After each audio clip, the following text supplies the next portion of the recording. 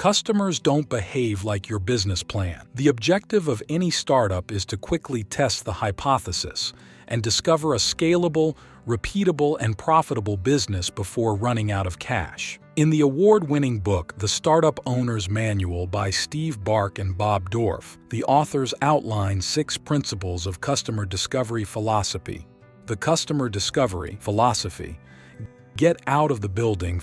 Facts exists only outside the building. The most important task of a founder is to visit potential customers, target groups on a regular basis, and figure out details of the vision. At this stage, create a product feature list, which caters to few only, contrary to traditional product development philosophy where we try and attend to a large market. Search for the problem-solution fit. Fundamentally, we are trying to answer the following questions. Have we found a problem which many want us to solve? Does the solution solve the problem in a compelling way? Essentially, we try to figure out model. Pricing works out as per customer expectations. Develop the product for the few, not many. Startups aren't a small version of a large company. In a large company, most variables are known, whereas in a startup, very little is known about the customer on the first day. It is wastage of resources to build a full-feature product when customer needs are not known. In a startup, the first product is not designed to satisfy a mainstream customer. Instead, successful startups solve this conundrum by focusing development and early selling efforts on a very small group of early customers who have bought into the startup's vision. Early evangelists, the most important customers of all. Enthusiasts who spread the good news about product to friends, family, or co-workers are often called evangelists. These people, for various reasons, would like to test out new, untested, unverified products. It is in most cases to gain the first user or mover recognition. One of the most important characteristics of early evangelists is their willingness to pay for the product. Startups should start searching for early evangelists to start the customer discovery process.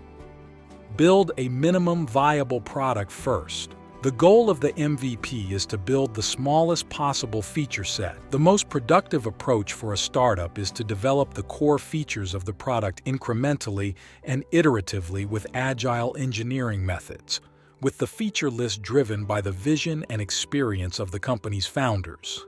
This is a minimum viable product. The goal of customer discovery is to understand the customer's problem and see if your proposed solution will prompt him to use or buy the product based on its most important features alone.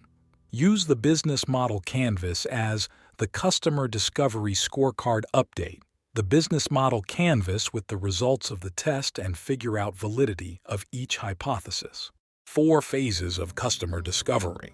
Phase 1.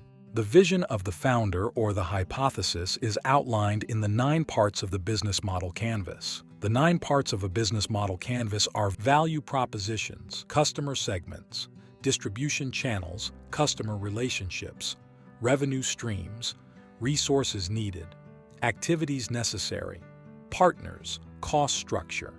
For each of the hypotheses, a brief is outlined and experiments to test the hypothesis are identified. Phase 2. Experiments are conducted to test the hypothesis as identified in Phase 1. Every aspect of the business model canvas is tested. The aim is to either convert the hypothesis into facts or discard the same. Phase 3. A minimum viable product, MVP, is created based on Phase 2.